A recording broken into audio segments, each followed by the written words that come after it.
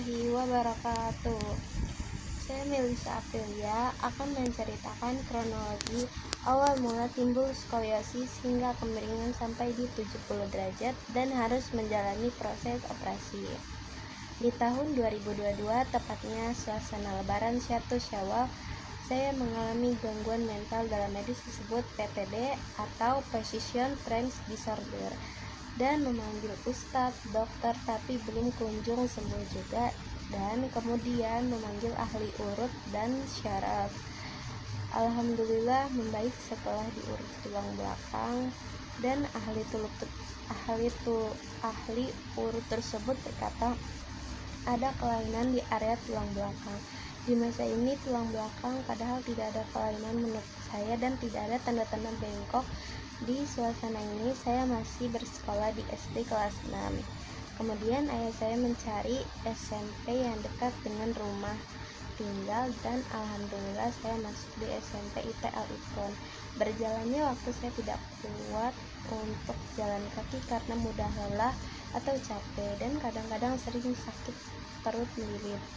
Dan selain itu tanpa disadari pula saya suka membawa buku pelajaran sekolah yang lumayan berat dan kadang-kadang tidur miring, belajar pun sering miring karena bagi saya saat ini dengan posisi miring lebih nyaman. Dan kemudian berobat untuk meredakan sakit lambung.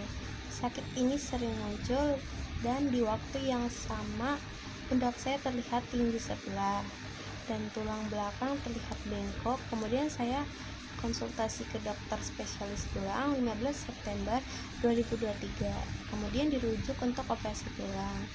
Ayah saya pun kaget kalau harus operasi dan ayah saya mencoba untuk pengobatan di alternatif ahli tulang, tapi tidak berhasil. Akhirnya langkah medis kembali diambil, yaitu operasi.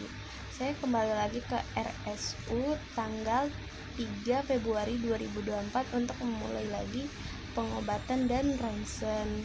Dan akhirnya dari hasil ronsen ini baru tahu bahwa tulang belakang kemiringannya hingga 70 derajat.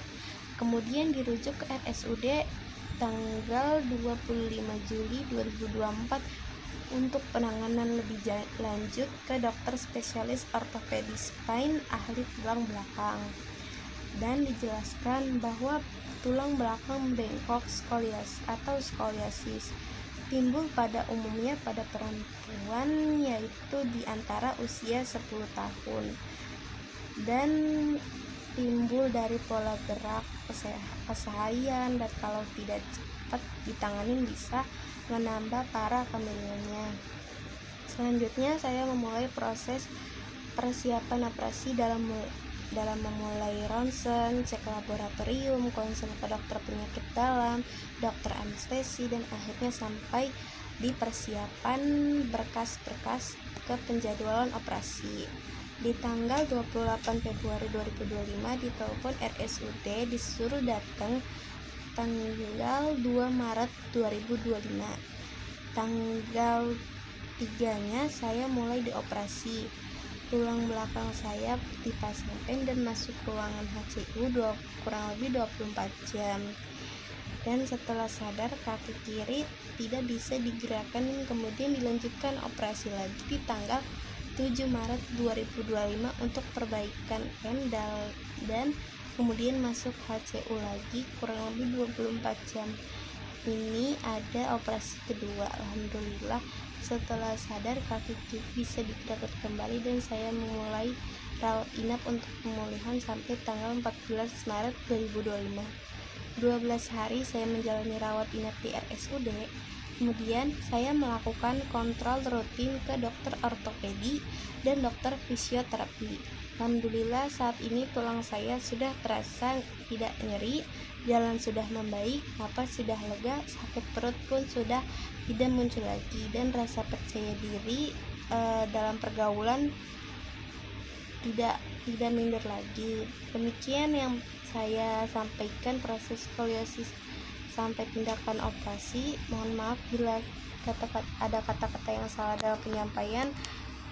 Wabillahi taufiq wal hidayah. Wassalamualaikum warahmatullahi wabarakatuh.